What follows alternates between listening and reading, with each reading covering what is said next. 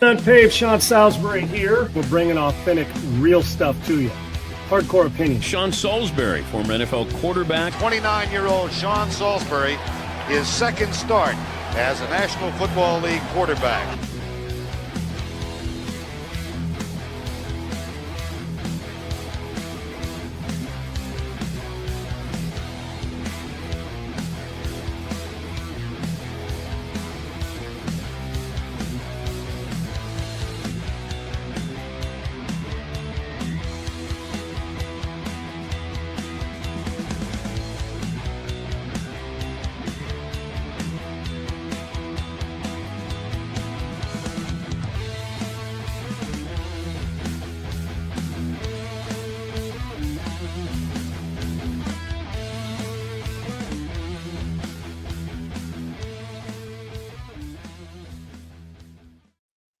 Hey, welcome into UNPAVED. Here, I'm Sean Salisbury. Adam Sager will be along in just a second. Why wouldn't you be here? But if you're here, you're here. If you're not here, tell your friends to get their ass here so they'll all be here. Try to find out who's on second and what's on first right there. Grateful to be with you today, man. As always, Monday through Friday right here, 1 o'clock Eastern. Few things in my craw today and on my mind. One is, when you hire a coach, we know what the importance is. I've said this. There's a level of importance when a head coach hires assistants. Special teams is near the top of that. And we'll tell you why on this show. There's ways to manipulate a salary cap as well. There's always ways to manipulate a salary cap. When people come to me, well, they're going to be above the cap. Fix it. You hire a capologist for a reason. He's supposed to be a genius and brilliant in his hallway, in his lane.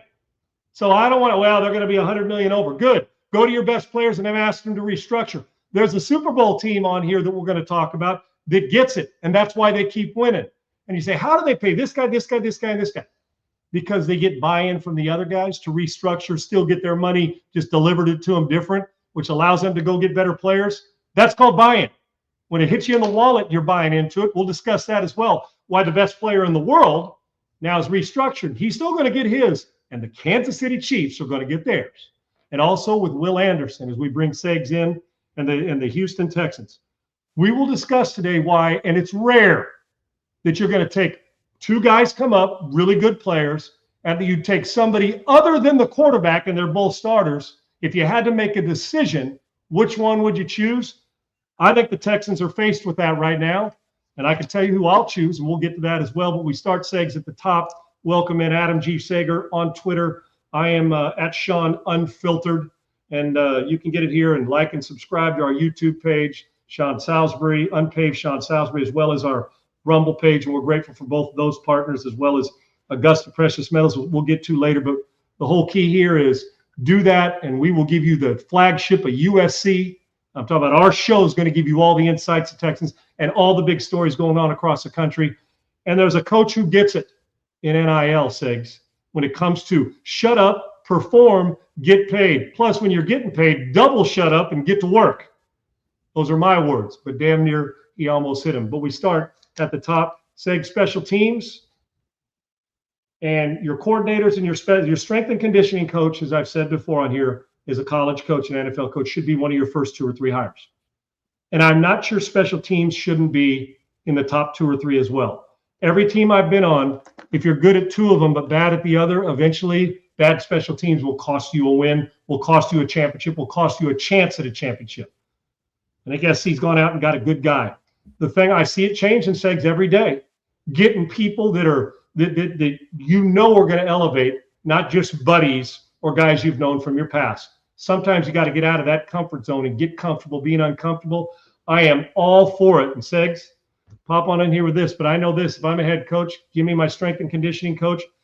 Even before coordinators at times, give me a great special teams coach, because they say it's a third. I've never been on a practice field that practiced a third, gave them all equal time, which means you got to have, it's like a backup player, quarterback. Even though you're not getting equal time, and I didn't as a backup and the starter sometimes, I had to do double time. So that special teams coach is so important because he's got about a 15-minute window in the middle of practice, before and after, where he's got to hump it. And how are you going to get those guys to give you 15 minutes when you give an hour and 45 to everybody else? That's why getting Mike Ekeler as part of this special teams with that energy, and they're whack jobs, and I mean that affectionately, and that'll be a huge hire. The focus on Gary Patterson and Mike Ekeler is huge for the Trojans, and you watch how things will look different for USC, and finesse will change to physicality as long as Lincoln's following that same template on the offensive side of the ball. Yeah, Mike Ekeler comes over from Nebraska, where he was a special teams coach there. He's in a Kansas State. Can I interrupt you for 1 second? Yeah. You said Nebraska, and you were too young at the time and maybe just when you're in your infancy. And the reason why I interrupt you, and I apologize. No, you're good. When I was growing up, or in my time when I was in college, Nebraska was the shit, dude. Not a piece of, they were the shit. What did they have? Dave Remington, all-American offensive line, Dean Steinkuhler. They ran the football, dominated you physically, and got after you. And guess what? Nebraska, things have changed, but when I think Nebraska football, when they were at their best legs, you know what they were doing? Dominating your offensive line, had a playmaker like Turner Gillett, quarterback, or Tommy Frazier. They kicked your ass up front. They had first-round draft picks with physicality, and they played their ass off on special teams. Yeah. It's good to bring a guy like that to that feeling of it. And whenever I see Nebraska, the first thing that comes to my mind is physical domination, play good special teams, and run the football. What a novel concept when you're trying to win. And part of that goes with playing great defense, and we know that Gary Patterson provides that. Well, and also another good thing about Mike Ekeler is he's not only your special teams coordinator, he's also your outside linebackers coach or your linebackers coach. You know, he's one of those fiery guys that, you know, when you talk about linebackers coach, they are in your face, like as we see here, you know, smacking helmets, and he's one of those guys that brings the energy. So not only does he do special teams, he'll help Gary Patterson with his linebackers and make that defense even more physical. So we've talked, and that's been the key thing that we've talked about when we talk about Lincoln Riley or USC, Sean, just me and you over the past few years, but especially since I joined the show, it's just the physicality. And this is another guy that brings that physicality to the Trojans. Yeah, there's no doubt. And Segs, I love a guy, unlike college, unlike the NFL, we're specific. The quarterback coach is usually the offensive coordinator. Most of the time, if you're the offensive coordinator, you're coaching quarterback. So you got to do two for the price of one. It's the same thing here because they only allow you so much money and you get it. But I don't have a problem with it. And it takes a special person to be able to coach a position and also coach your special teams the way they need to be coached. And Mike's reputation across football is pretty damn good. So I'm anxious to see how it works, but that's just the way we are. It's funny, Segs, with all this money they get to pay, you'd almost feel like you should have 3 more positions created for the coaching staff to pay because of that. Truthfully, we need more NIL for the assistant coaches that aren't making the money that coordinators and head coaches and your 5-star recruiter making. Mike Ekeler's a difference maker, and hopefully that'll shine through for the USC Trojans on both special teams. And we've got a history. We've had some pretty good outside linebackers, Del Rio, Bickett, Junior Sal, Clay Matthews. We've had some pretty good ones on the edge, didn't know how to play. That's never a concern. Mike just adds to that. But special teams will be put it this way. Did you see Indiana blow special teams much this year on their trip? No. They don't win a national championship unless they're solid on special teams. Even if you're not great, just be solid. And that's why, because it will cost you all the prettiness of offense and defense. They're great. A snap hook field goal, a blocked punt, a flip the field return will get you killed if you're on the poor end of that side. Mike Ekeler's there for a reason. I love the direction Lincoln. He's come to a fork in the road, Segs. Yeah. He at least in these 2 hires and what he's doing, he's headed towards that. Okay, I know what we got to do next, and I love the direction.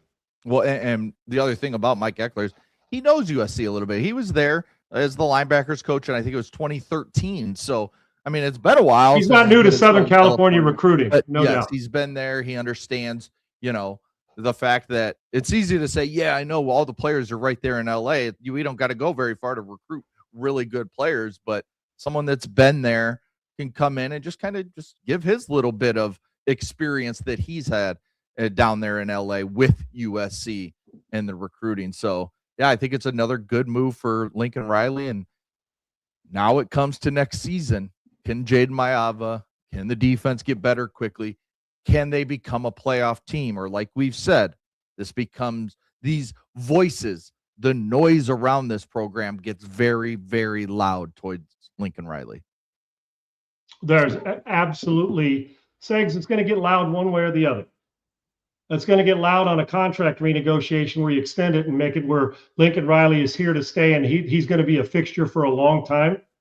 Or the music's going to be really loud and the noise is going to be really loud. It's going to be, man, we failed it. We're not in the playoff again. We just finished outside the playoff and we're playing bowl games in late December. We got to move on. And that when I say late December bowl games, I'm not talking about playoff. You know what I'm saying? Right. So the noise is going to be loud one way or the other. There will be no in between this next season. The noise is going to be loud. Listen, pretty's great until you scrape off the makeup. We've been pretty, Segs. We have. And I know that I'm a harsh critic, but I'm also understand where something's good. Lincoln Riley's a brilliant offensive mind, and he does understand. But part of understanding is doing things different than you've done in the past if it's not all working. Dude, you wake up in the morning, they're not the type of girl you roll, whoa, that scare you because she's butt-ass ugly. Or that you're butt-ass ugly, and she's like, well, I went to bed with that, or I cozied that. This is Lincoln Riley. Listen, Lincoln Riley walks in, people know who he is. But eventually the makeup's got to come off, and where's the soul and the substance? Yes. And so there will be no in between. Well, you got close to the playoff. No. It's going to be noise loud because they're in the playoff, and this is who USC is, and it looks similar to the way it was when Pete or John Robinson. Now we got something. Or it's going to be the loud noise of forget this shit. While it's all pretty, the makeup on great. We score a lot of points, but we just got beat 41 to 33. I don't care if we lead the nation in scoring if we don't get top of the nation in defense and special teams and making those kind of plays and toughness.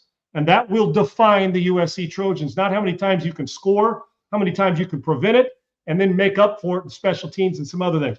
The noise is going to be loud one way and the other. There will be no fence sitting when this next season ends. At this time next year, he will either be, damn, this is our guy, or damn, it's time to go find somebody else. That's where we are right now with USC's program. Plus, the number one recruiting class, you don't get to say we were number 10. You have to say we're number 1, and we've got to validate that because you saw what happened at Texas A&M when they didn't. Where'd Jimbo end up? His ass was sucking buttermilk at his ranch in Bryan, Texas, in College Station. A lot of money to boot, but didn't get where they wanted to go. So with expectations and with top recruits come bigger expectations. There will be no mid-ground on this Trojan team this year. If there is, they will have new stuff lined up, I assure you. Moving on to the Houston Texans, we've talked a lot about C.J. Stroud and the extension that he is up for this year. They don't have to extend him, but they can. After your third year as a first-round pick, you can go in and start extending guys. But we haven't looked at the other first-round pick.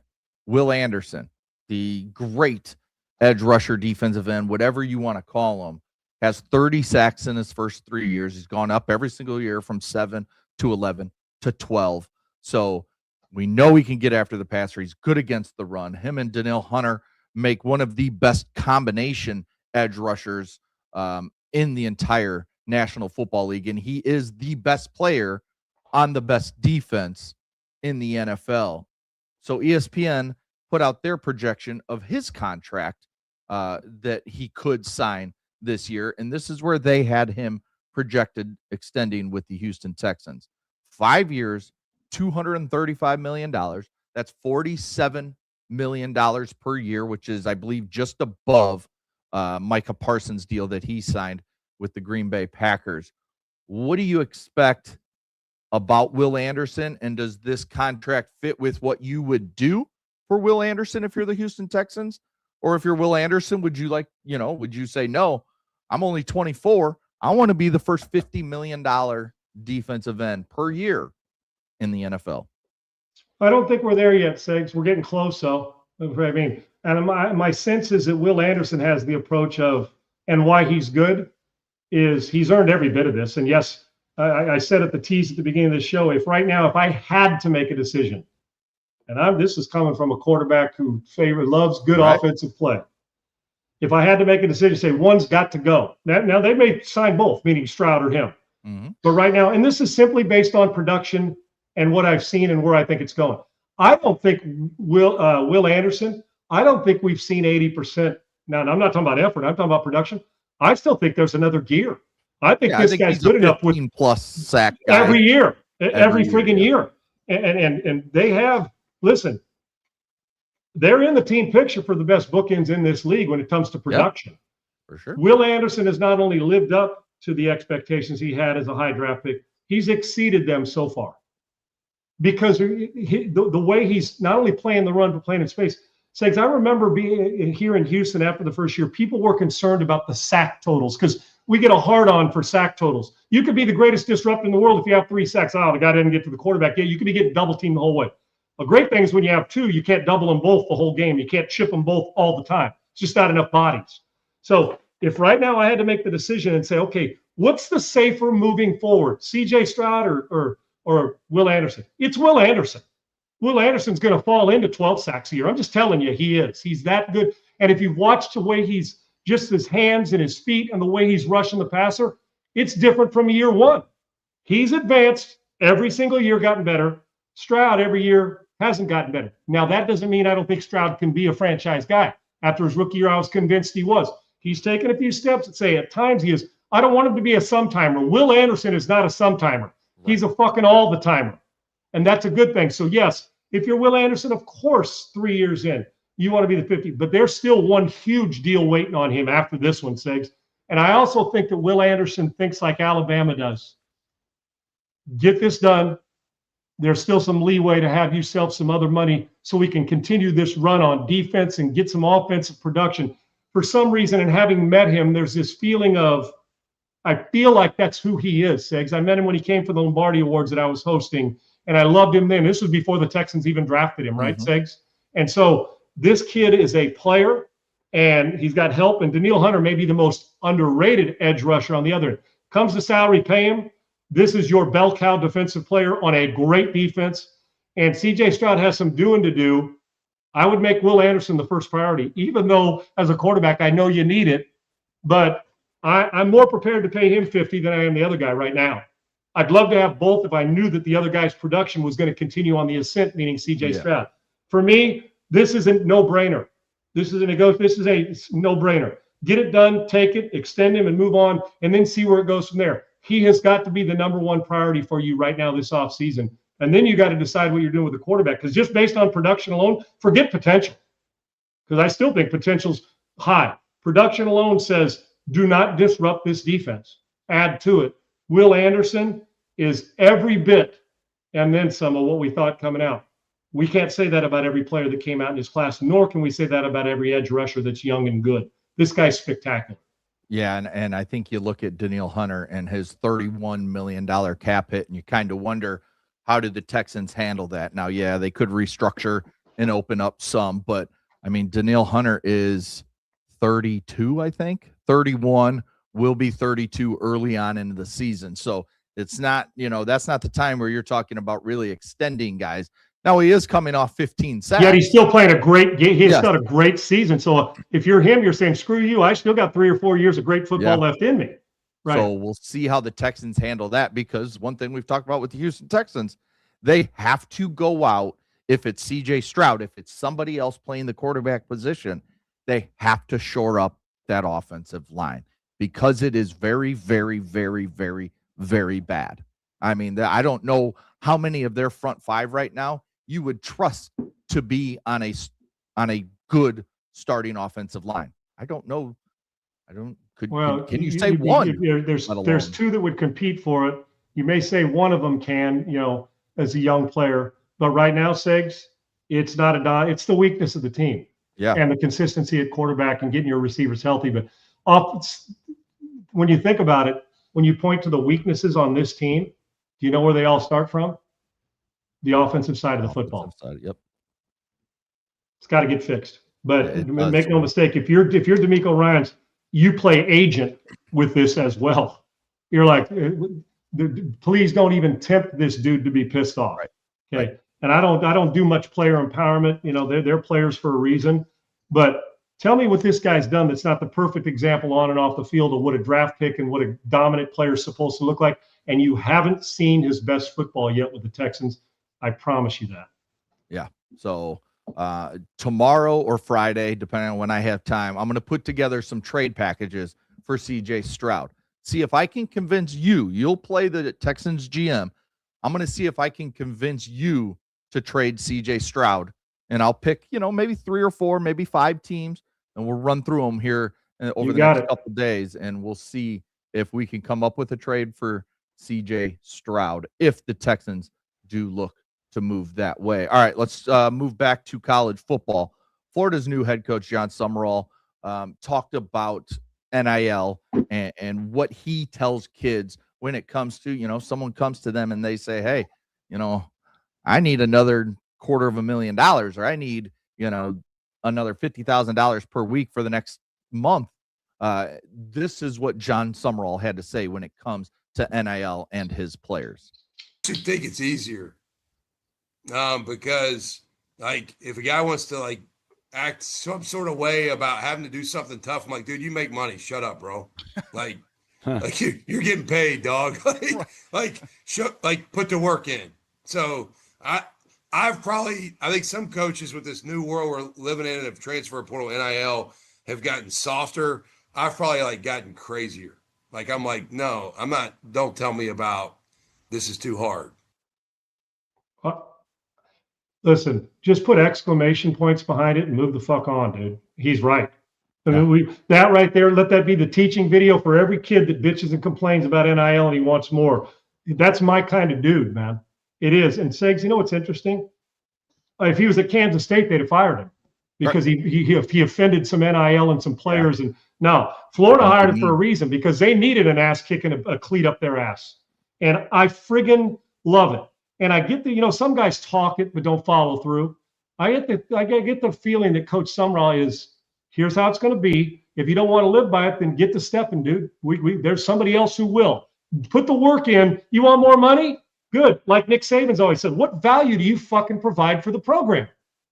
As a backup, are you doing scout team right? When you do get the chance, are you performing? Are you going to class? Are you doing it all? What value you're providing me other than you were a high school recruit that somebody put 4 stars by name? Fuck you. Okay. Now, Segs, when I was a 5-star recruit, the #1 recruit in the country, when I walked on campus at USC with all those players, guess what? Nobody gave a shit at that. Once I got to all that pomp and circumstance, the second I got there, I'm looking around like, aren't you supposed to roll out a red carpet? Right. No, bitch. Get your ass to work. Because that guy that's in front of you was a high school All-American. Your left tackle is going to be a first-round pick in the top 10 picks. Bruce Matthews is, you're going to be everywhere you look. Oh, that guy? Oh, yeah. Sean, he's the backup. And he was also a 5-star recruit from modern day. So Summerall's got old school approach with the new school. And you're eventually going to get a little swing shift here where people start to buy into, you know what? Maybe it is to be tougher on these kids to teach them what their mom and dad should have and hopefully are. You're getting paid. Until you provide more value, deal with it, dude. Right. That's where the promotion comes in. And it's all about value. Listen, if I could bottle this up and sell it, I'd kiss Summerall on the forehead. When I see him, I am going to kiss him right on his fucking forehead. Sean, what are you doing? Dude, bottle that up and sell it, and you can quit football and make billions, and hopefully people will buy in. Florida, things are changing. You're getting more Spurrier and more Urban Meyer than you are other coaches that have rolled through there and allowed you to kick the can wherever you want to. Summerall's got it going right. Love it.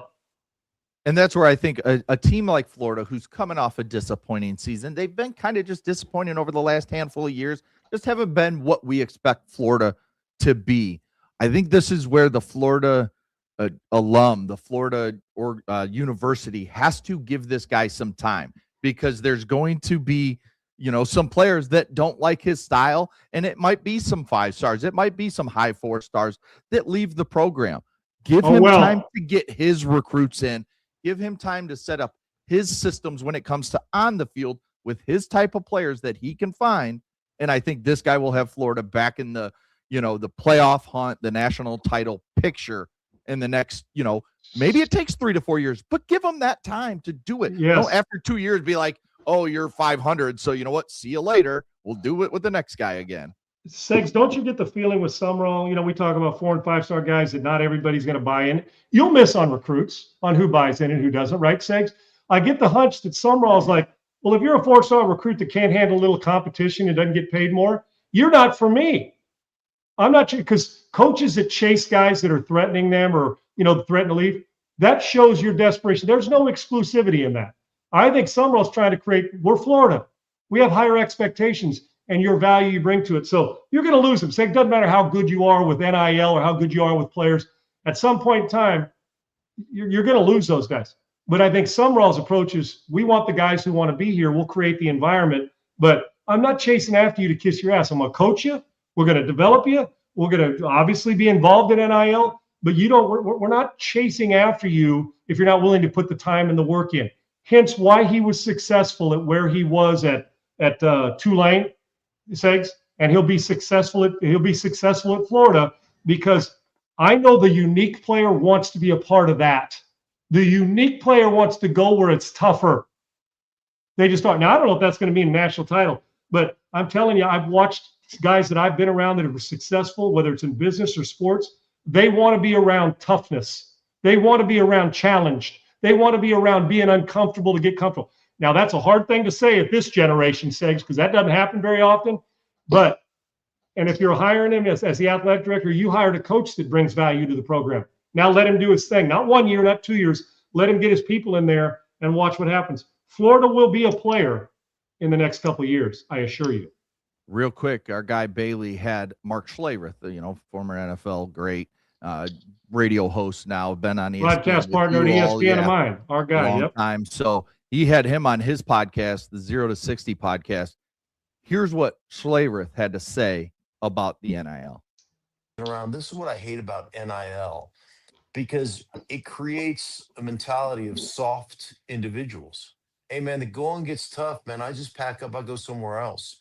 I'm out. Like I'm out. An offensive lineman going into the league, I had such great experience by playing defense that when I would see somebody that was even a yard, removed from where that player should be as an individual, as a Will linebacker, or as a Sam linebacker, or whatever, my radar would instantly. I walk up the line of scrimmage, go, radar's on.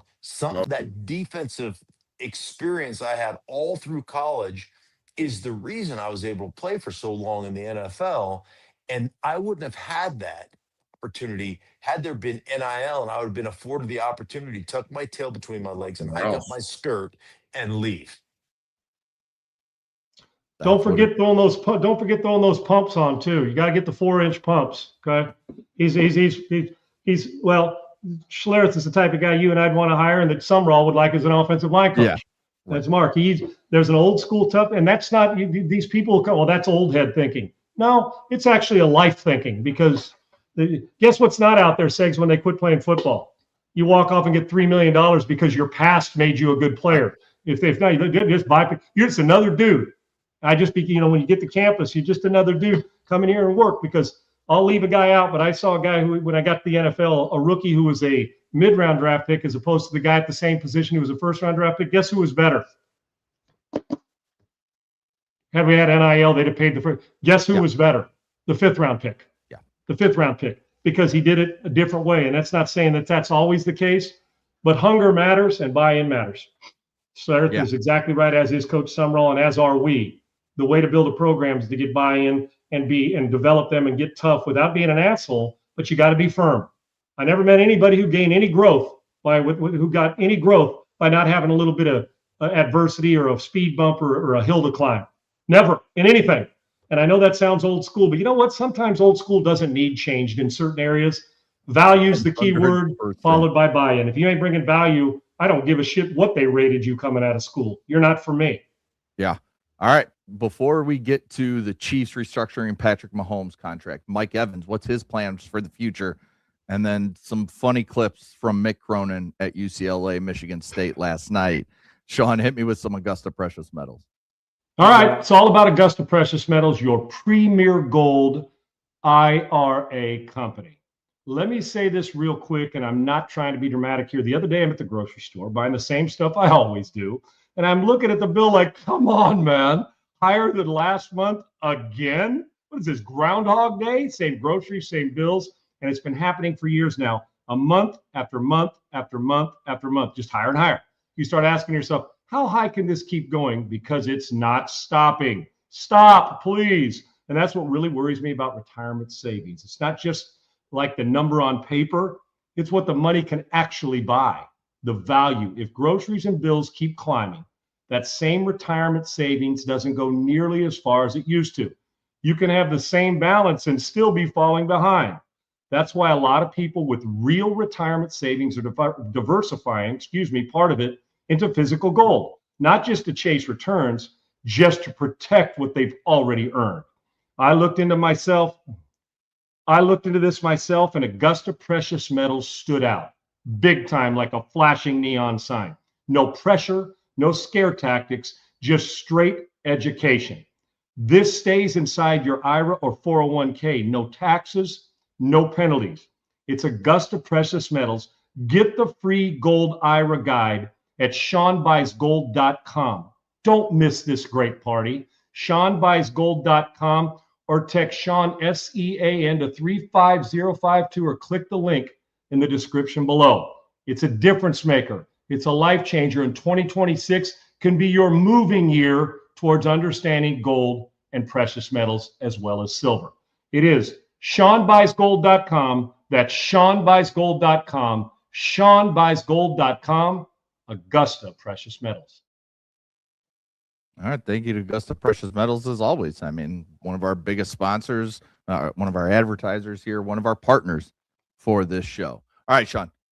Chiefs made big news today. They restructure Patrick Mahomes' contract. They gain just over $43.5 million towards the cap. He takes and spreads his base salary, goes way down to like basically league minimum, and then it's spread out over the next, I think, 5 years of his deal. And he'll still get paid this year. He'll still get all his money this year. It's just the way the contracts work and the way the salary cap works. And he's there. It's not like Patrick Mahomes is going anywhere. The Chiefs will live and die with Patrick Mahomes until he's ready to retire for the most part, especially this early still in his career. But even with the $43.5 million they saved towards the cap space, Sean, there's still $14 million over the projected cap that we'll find out here in the next couple of weeks, the exact number.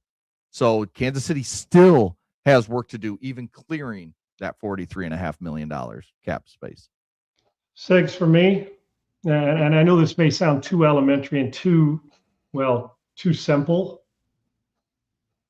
We've seen it happen across the league. People always wondered how the Cowboys, the salary cap was a lot less, but I can remember when the 49ers and Cowboys in the 70s, 80s and mid 80s to 90s, or when that couple decade and a half were winning Super Bowls. You'd see every year, Aikman's restructured, Emmitt Smith's restructured, the left tackle's restructured, the Mark Tuinei is restructured, and Darren Woodson's restructured. You know what I'm saying? You go to those core. 49ers would do it too. Move the money around. They robbed Peter to pay Paul. Segs. That's what this is. Now, and maybe I'm simplifying it too much, that there's a lot more to it, and you got to dig deeper. But I always like starting with the biggest money guy on your team, because if Mahomes is willing to do it, and you're a wide receiver or you're a running back who's making money, and they want you to do it, you're still what people don't understand. A lot of times they say restructure means they're taking a pay cut. Big difference. Pat Mahomes ain't taking any pay cut. Matter of fact, in the long run, he's going to get more upfront money. It's going to work better for him. So, like I said, if you could take your ego out of, I got to be the highest paid yearly salary guy, and say, no, I want to move it around to give us a chance to win. Because if you keep losing, those contracts start to go away, Segs, and they replace you. Exactly. So here, and I'm not saying Mahomes, but anybody. So you go to the big example center and say, see, there's a method to this madness. You don't start with the wide receiver. You start with the big money superstar. Well, Pat's doing it. You almost guilt trip players. We can move it around. You'll still get yours. You'll get more up front. You get to do something with it, however that works. So there's a genius in capology. But whenever I hear, well, they're 10 million over, what are they going to do? The draft is coming up. Well, you know what you do now? It's the old domino theory. Well, Mahomes did it. Is Kelsey going to play? Let's get Kelsey to do it. Oh, what about this defensive player? What about Chris Jones? And before you know it, they're all getting theirs. But you got to adhere to that ego part of, well, you're no longer the highest paid player in your position. Cool, but I'm still making more than I was anyway, and getting it a different way. So I like this. There is a way to go around. So when I hear this 15 million or 10 million, they're still over, Segs, you know how they're going to fix that? In my opinion, they'll cut some people, no doubt. Yeah. But whether it's cap space, dead cap space, but you go to your top guys and say, look what we're doing. We're moving around. Here's the advantage of doing it for you, and here's what this means to us. And you apply it. But when your best player is doing it, It tells you that the best player has the team first. He's still going to get his, and his ego's out. Because in truth, it's like when Brady played. He should have been the highest paid player every year. He was never the highest paid player at any point in time in his career, unless it happened the last year in Tampa. In New England, he was the matter of fact, I don't even think he was ever a top 5 player at his position.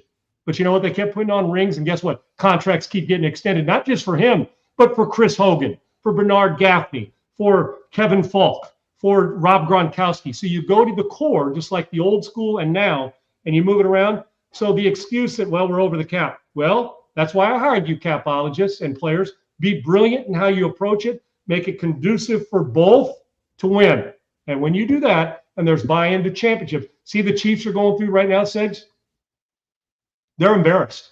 They're embarrassed the way it ended. They're embarrassed the way the season went. So what are they trying to do? We got to fix this. Keep our core players, move money around so we can go get more core players, because we like playing in February. This bullshit of not even playing in January isn't what we're about. Brilliant way to do it. Start with the big dog, and then the little dogs will start to come part of it. Trust me on this. And we're going to see this again next year, because I'm looking at his contract right now after the restructure. His base salary next year is $45.8 million. Right now, his cap hit with this new restructure for next season is $85 million. So they'll take that 45, they'll drop it all the way down to, let's just say, right around $1.5 million. And he'll end up making 100 through all of it. Yes, they'll take the rest and make it a signing bonus, and they'll tack it on to what they have left, and they'll just keep doing that, because, like I said at the beginning, Patrick Mahomes is not going anywhere. This is not he's still a very good quarterback, but he's just not going anywhere because he's Patrick Mahomes, and what he's done early in his career gives him leeway with Kansas City for a long time. And Segs, let me put it to you in terms for people out there that you and I'm going to simplify this as well as I can for all of us. If I come to you and I say, I know you want to be the highest paid vice president we have in the company, vice president of sales, vice president of marketing, and we're going to pay you this. But in order for us to give you great sales staff, Segs, can we restructure? And I know that business, they don't do this, but basically what you're saying is, if I told you I'm going to give you $1 million a year, but I got to give $950,000 of it to you up front, right, as a bonus, the $50,000. So when people look at your salary, it's like, oh, he's only making $50,000 a year. No, I'm actually making $1 million a year. Now, who do you want with your money? Do you want your money so you can control the investment with it, or do you want them getting the interest off it? I've always said so. Don't be. We don't like. Didn't Kyle Tucker just say, because the California taxes structure his contract in a way that all his money, he's found a way to beat the system and take a small 1 year his base salary. Who the shit cares? It's so green and it's in my bank. Yes. Why wouldn't you? So that's the way you got to appease to the player, saying, dude, you're getting more and you get to do something with it. And Mahomes, if he has to keep doing it every year, he will. And you know what? Over the course of a contract, Six, and maybe the last year he wants to say, well, I want to be known as the highest paid player in football. Pay me $100 million a year. It's my final year. Okay, cool, for the ego part of it. But Mahomes' ego rests in rings, not in what it looks like to the public. And that's the way you win. Because you got, in order to keep your core players, eventually the salary cap kills you if you don't know how to manipulate it. The Kansas City Chiefs will find a way, and they will be competitive again in 2026. Moving on, staying in the NFL, Mike Evans, he says he plans to play next season, which would be his 13th season. He'll test free agency, and then he'll also, I think most players like him, he'll go back to the Bucs and say, okay, here's what I'm offering. The Bucs will probably throw out a contract offer here, before free agency starts, and see if they can come together on a deal to keep him in Tampa Bay, because, I'm one of those guys. He's been there this long. He's still a good receiver. I know he dealt with some injuries, but he's still a good, maybe he's not the number one he used to be. He's still a good number two. And for Baker Mayfield, I think that's important moving forward. So I think this is, Mike Evans wants to stay in Tampa Bay. The Bucs want to keep him in Tampa Bay, but can they get a deal done that both think is fair? I like to hope so. Listen, there comes a point in your career, Segs, where you get to it and you say, it's rare nowadays that we get one guy playing at one place his whole career, even the great ones. I mean, hell, when Russell Wilson was killing it in Seattle at that point in time, Segs, did you think he's going to play for 4 or 5 different ways? Of course he didn't. And right. So you get to a certain point. That's why some of these guys go, and what do? They end up going back to the place they started because they want to be. I'm not talking about the one-day contract. I'm saying I want to finish where I started, and they feel like, man, you left for riches, but you left behind the program that you loved and helped build. And I think there's something to that with Mike Evans. When's the last time Mike Evans was a distraction off the field, Six? When's the last time when you talked about Mike Evans, you said anything but great player? I think, and I'm going to say this, and this isn't hot take shit, and it sure as heck isn't hyperbolic. Played a long time, covered it a long time. I can't think of a more underrated star that's a first ballot Hall of Famer than him. One guy comes to mind because he was on a team that was physically great up front, winning Super Bowls. The coach was kind of the face of the organization. Then Joe Theismann, Joe Gibbs, all through those, John Riggins, Gary Clark. Art Monk is a lot like Mike Evans. Art Monk is a lot like him because Art's a Hall of Famer, great player. Took a while, and you're like, through all this, all he did was show up and dominate every year. John Stallworth, when Lynn Swann was there, going way back to the old school people, you're like, Stallworth's a Hall of Famer, and he should be, but he never got the credit during his career. Mike Evans has been a dominant player. Everything matches, and plus he's just a good dude. So part of that, you appealed that. I think Mike's at the stage of his career, if he milks 2 or 3 more years out of it, or 1 or 2 more years out of it, at this stage, is it worth an extra $500,000? Maybe, but Mike can play. Mike is the most underrated in my time in football. Mike Evans is the most underrated great player that I've ever seen at his position. He walks today, he's a first ballot Hall of Famer, period. Friggin' period. So, and you want him on, even if he's not at his best Sigs, if he was a number 2 or 3, you mentioned Baker Mayfield, you mentioned young guys. What a great guy to look up to about being a pro. Just because you get paid and you're under contract doesn't make you a professional. Some guys get paid a lot of money and are horse shit because they got a bad attitude. This dude's been everything you want without being his self-promotion is kicking ass every Sunday. I want him on my team. I would like to see Tampa Bay get it done, even if they got to overpay a little or adjust it so Mike gets his and feels wanted and loved and respected. But also, the truth is, it's not just Mike, this is a pat on the back, thanks for the career. Mike's still productive when healthy. So I do. I think he's the most underrated great player, and I put him in the Stallworth old school and the Art Monk old school because when I say give me your top 5 receivers in the last 10 years, you know what? He's an oh-by-the-way guy. Yeah. For some, they forget about him because he doesn't self-promote. He isn't on Twitter beating things down and look at me. He just goes and performs every year. So I would hope Tampa Bay does it because I got news for you. If Mike Evans is not a Tampa Bay Buccaneer, Tampa got worse. I'm just telling you. Now, I don't know what that means in the long scheme of a season, but they got worse. And it's not just a reward to thank him for being there throughout his career. I think it's also a saying, not only do we need you, but you've earned this, and you've earned the right to have this opportunity. Love Mike Evans and think he's great. And I'll say it to you one more time. There's not been in the last 15 years or in my time, the last 30, any more underrated player at his position that's a Hall of Famer than that guy. And it may not just be receiver sakes. It may be at any position. Yeah, just to validate kind of what you're saying, his first 11 years in the league, he had over 1,000 yards. He had 105 touchdowns. So, I mean, this was a now do the quarterbacks. How many different quarterbacks have thrown it to him? Right, exactly. He's Andre Johnson until Brady got there. Yep. Yeah.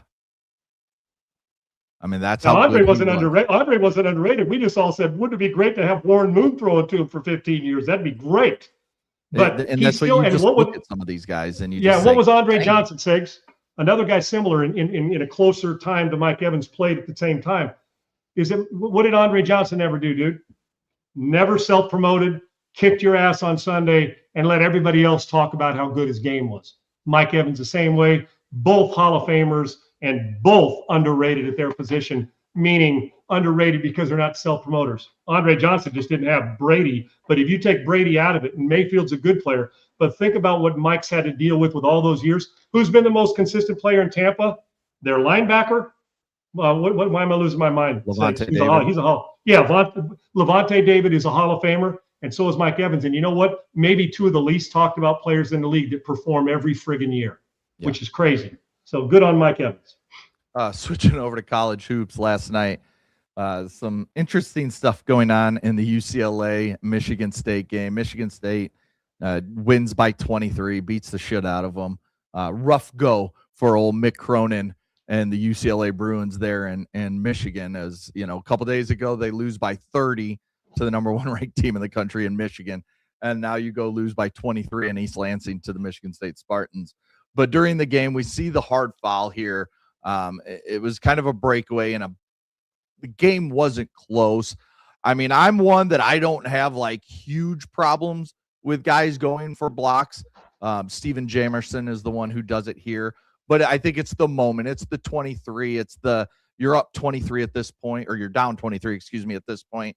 And Mick Cronin has been talking to his kids about stuff like this. So what does Cronin do? The kid gets a flagrant one. No, he just gives him his own flagrant and he throws him out of the game. He tells him to get his ass to the locker room. What did you think when you saw this video last night? I'm having a hard time with this because I watched it. I'm thinking, okay, what side do I lean on? And then I keep watching the replay. We beg our kids to keep playing. And when they keep playing and give a hard foul, and I know the foul was out of frustration partially too, Segs, but go back and run that real quick, Bailey. I didn't see him go down. He went up to try and block, and I know you're damn near a 30-point difference. But what was so blatantly I don't wrong have about a problem with that. I don't even think it's a flagrant. What would you have a bigger problem? Let me start here. What would we have a bigger problem with? The guy sprinting down the court and then just stop and let the guy do a rim rattling slam dunk and then give you the old put the championship belt on and say that. So I have a hard time. I think most of the frustration wasn't coming from the kid. Mick Cronin in this situation, you know what Cronin did? It felt like short man's complex, Segs. It did. And I like Mick. Mick, when he was let me tell you something. Mick's the guy. Picture Jeff Van Gundy grabbing, was it Mutombo around the leg? Picture Mick Cronin at Cincinnati. Think about who they've had there.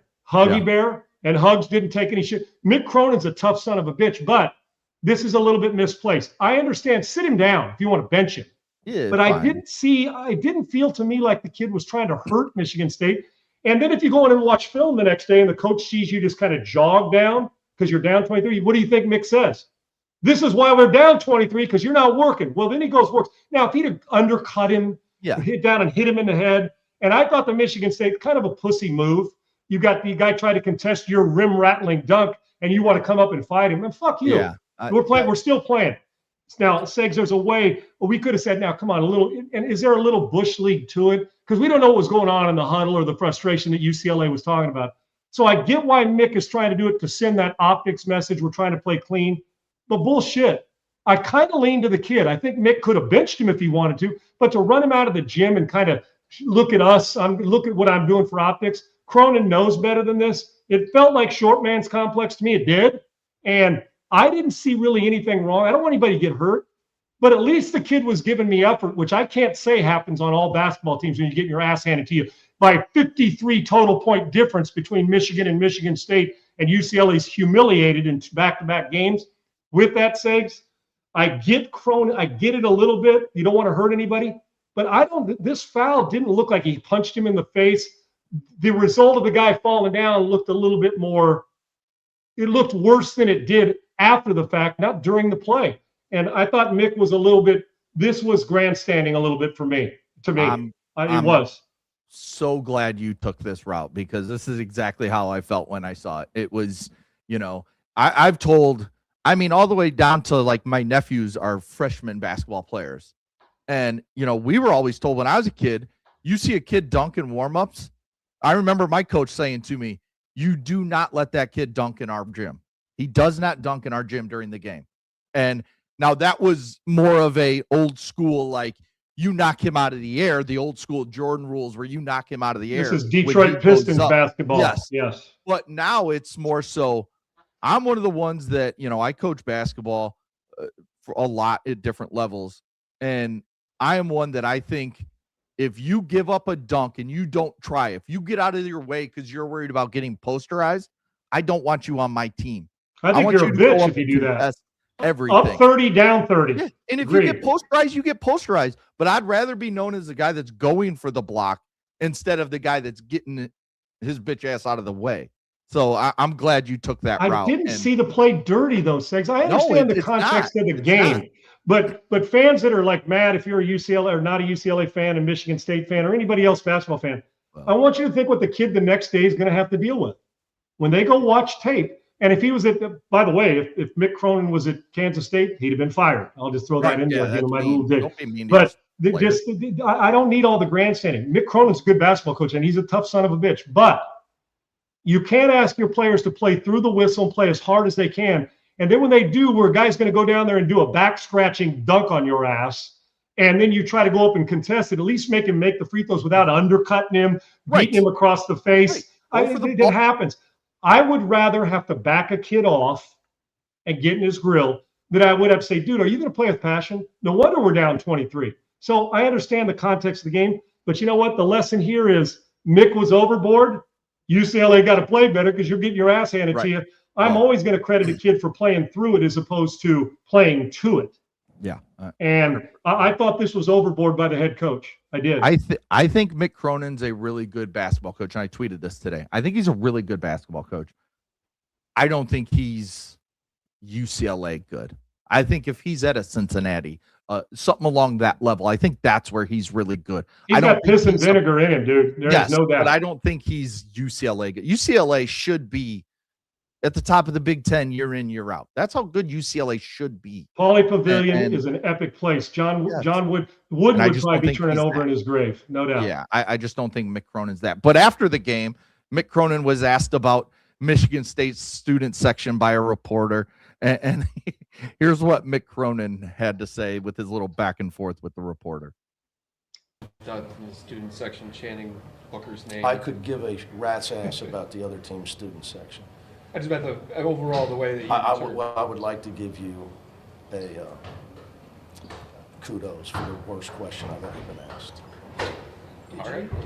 Did you like you should take it. The preparation of the you really think I care about the other team's I don't section? think you care about the other Are you raising your voice at me? No, I'm just Yeah, you are. Yeah, you are. Come on, dude.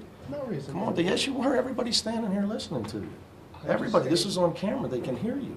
I answered the question. I could give a rat's ass about the other team's student section.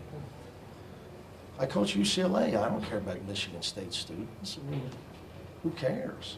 The preparation. Sean, before you say I agree anything, with you. well, that's more short man syndrome again. That's let me try and embarrass this guy, this reporter who's just asking a simple question because they were chanting the Booker's kid's name because Booker came from Michigan State and transferred to UCLA, and they were hard on him throughout the game. I was sitting there watching it. As they should be. Yeah, they're going at it, and he asked you a question. There's no reason to have to try and tear that reporter down the way he did. He didn't yell either. He asked a question that echoed off the concrete walls. It wasn't that big a deal. Are you raising your voice at me? Like, yes. I would have, you know what? I would have slapped him if I was the reporter. I would have said, Nick, I'm not raising my voice at me because if I did, you'd fucking know. Right. Okay. Listen, if you're not going to respect me as a reporter, I don't fucking need to give you the same respect in return. Okay. Mick, listen, Mick's frustrated. He's had his ass handed to him. It falls on the coach.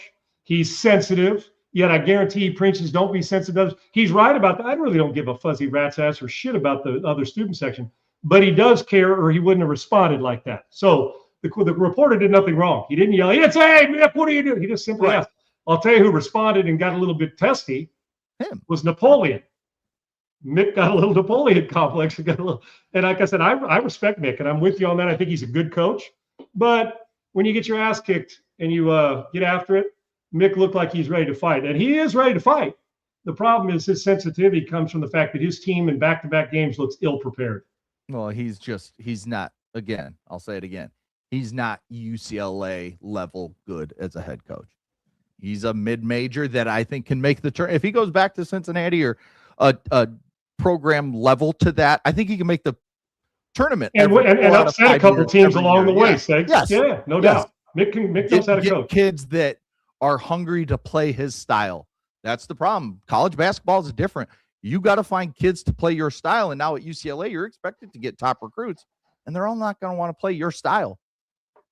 And Mick's got an old school tough guy, practice hard style. That's who he is. He couldn't find, I mean, I don't know if you watched Michigan Purdue last night, Adai Mara, who didn't play much because of bullshit foul trouble, but that same Mick Cronin couldn't find a spot for Adai Mara on his team last year. He couldn't find a role for him last year. And now he comes to Michigan and Dusty May has him as one of the best defensive players in the country at 7'3" and one of the best offensive players in the country. I think UCLA could probably use him right now, don't you say? Yeah.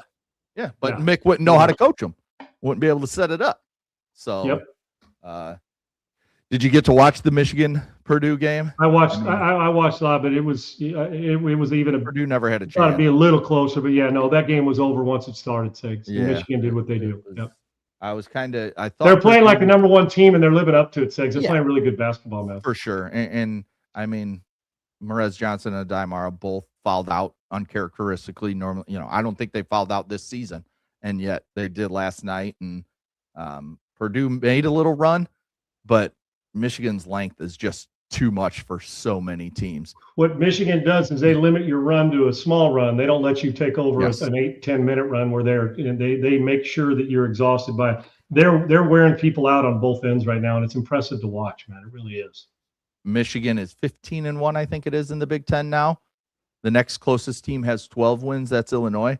Michigan has 13 double-digit wins in the Big Ten. That tells you how dominant they've A lot of yawners that they're putting teams away with about 10 minutes to play in a game usually. Tonight we got an interesting matchup. Your Trojans, they welcome number 10 Illinois and the Fighting Illini in, another team who has extreme length with, they can go out there and play 3 7-footers.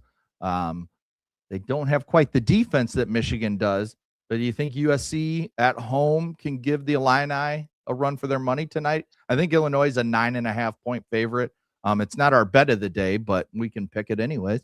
Yeah, Segs, I think it'll be a little closer than that, but I still like the length of Illinois going in, even though I think they're playing in Southern California, aren't they, Segs? Isn't it a home game for SC? Yeah, I like Illinois, as you mentioned. What they're 3 wins behind Michigan in this race for Big Ten. Illinois is a good program. I don't want to be the homer that says, they're going to beat them at home. 9.5 points feels like a tad bit too much in your building. Feels like an odd line, which tells me they're up to something. But I would take USC if you're laying me those points. Give me those points. But if I'm picking, I would take Illinois on the money line. I think Illinois wins on the road. Yep, I think so as well. Our pick of the night, or our bet of the night, is number 23 BYU travels to face number 4 Arizona. So that's Dybansta taking on Burries and company there at Arizona. But Arizona will be without Koa Pete, who is arguably their best player, a lottery pick this upcoming year by most NBA draft analysts. There would have been 2 of them in that game if one was playing, no doubt. Yes, and the Burries kid is getting close to being a lottery pick. Arizona's still a 12.5-point favorite over BYU, who did just lose one of their better players to a torn ACL, but still over a 12-point favorite at home, Arizona over the 23rd ranked Cougars of BYU. Do you give BYU a shot here? Yeah, and Arizona's coming off 2 back-to-back losses, Segs. Yep. And you'd be hard-pressed. Arizona's going to win a game. Okay. That's a lot, double digits points That's with a that lot. kind of. Whenever there's a lottery pick on the other side, because in basketball, unlike other sports Segs, one guy can carry a team. You do, you know what I'm saying? He can take over. If you're giving me those points, I may not bet a lot, but I would expect that Arizona's going to play piss, because I even said this about the game that Texas Tech took them, and it took them to overtime. It's like, after you got beat against Kansas, I'm thinking that maybe you respond, and they did, but a late run by Texas Tech to take care of their business and beat them wins that game. Give me BYU with the points, but Arizona wins the game. They're not losing 3 in a row as a team that just a week ago was the #1 team in America. They win the game, and obviously without their best player, BYU traveling there, tough place, but I like BYU to keep it closer than that. But Arizona's going to win the game. I don't see them losing 3 games in a row, even without their best player. 162.5 do anything for you? High scoring. These 2 teams can store. I would take the over if you're asking me. I'd take the over. This is 85-82 type, 85-80 type game, maybe 85-77 type game. I would lean on the over, but that's a lot against a solid BYU team. Give me BYU on the road. Arizona wins the game if you're picking them straight up. Yeah, and last night we both we had the exact same picks for Michigan Purdue. We both picked Michigan to cover the 2.5, but we both picked the under, and it flew past the number. It was 91-80, 171 points. I mean, Michigan flew past by what 12, 15 points or something. Did it say 20 points? Yeah, it wasn't even close. I thought it was 154, 155, right? I knew early in that game the way Michigan was shooting, that and the way college games tend to go, where when a team has a big lead at half, normally the officials will start to kind of turn it up a little bit on that team that's winning. And it gave Purdue a lot of free throws in the second. I knew it wasn't. I knew 5 minutes into the game it was not in the clock not moving, and you're still scoring at the free throw Yeah. line. That's when you start to think over. Yeah, they blew by, but that's okay. We had Michigan, and it was a stone cold lock after that. One last thing, college hoops related. You mentioned Texas Tech. JT Toppin went down yesterday. I still have not seen an update on how severe the injury is. He had to be helped off the court.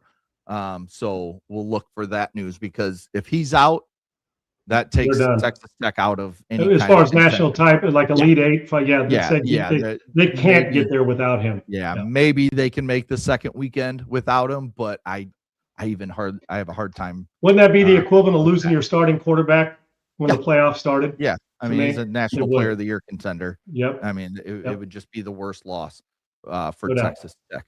All right, like I said, let's hope we get good news about him, Segs. Yes, we'll look out. We'll let you guys know tomorrow. Tomorrow we'll talk. Hopefully, I'll put together at least a few CJ Stroud trade offers for you to be the Houston Texans GM, and see if I can get you to let go of the former Ohio State quarterback. We'll also talk. Joe Klatt talked about USC. We'll hear from him, see what he had to say. We can react to that, and I'm sure we'll have more NFL, college hoops, college football news to hit on throughout. And there will be some some franchise tags that we'll talk about. I'm sure that at least the verbiage, at least we'll start to hear whispers of who's getting, who isn't. So we'll see how that goes as well. We'll keep you updated on that. Yeah, we'll see how we did, because we both kind of said, would we, wouldn't we, or should they, shouldn't they, when it came to these franchise tag candidates, and we'll see if they match up with what we were thinking. All right, thanks for watching Unpaved, the flagship show of USC football and Houston Texans coverage. Go to YouTube at Unpaved Sean Salisbury. Follow him on Twitter at Sean Unfiltered. Myself at Adam G. Sager. Thanks to Bailey and Laura as always.